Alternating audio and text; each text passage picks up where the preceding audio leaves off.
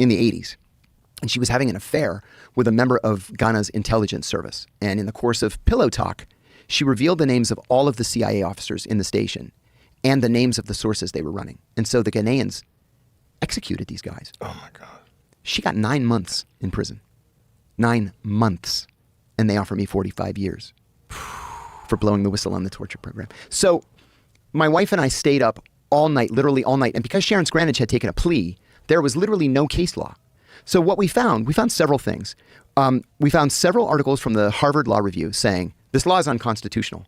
It violates the First Amendment, and it is prior restraint, right? Like it tells you in advance you can't say X, Y, and Z.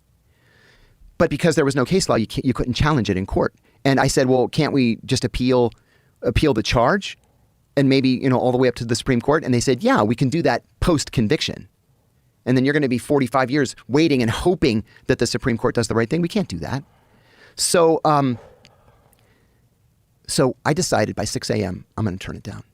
I believed in my heart I hadn't done anything right. This was political. It was a vendetta by John Brennan. And Obama, by all accounts, I had friends, of course, who were still working at the agency and working at the CIA or at the White House. And they said that Obama had this Nixonian obsession with national security leaks. And it's because that came from Brennan. Obama was a senator for 2 years.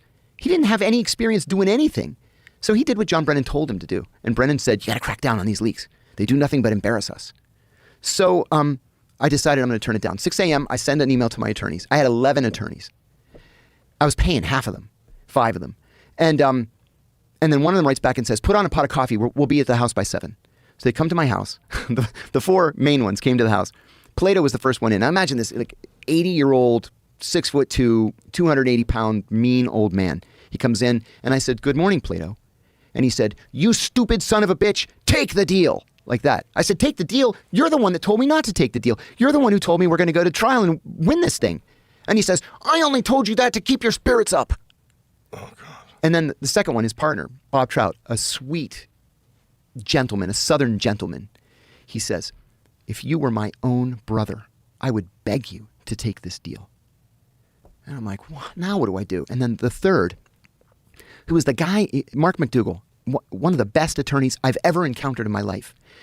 And the one that I liked and respected the most out of all of them. I liked all of them and respected all of them, but I felt a connection to this guy. He pulls me aside. He was a little bit angry, and he said, you know what your problem is? Your problem is you think this is about justice, and it's not about justice. It's about mitigating damage. Take the deal. And I looked at my wife, and she's just like, what are we going to do? So I took the deal.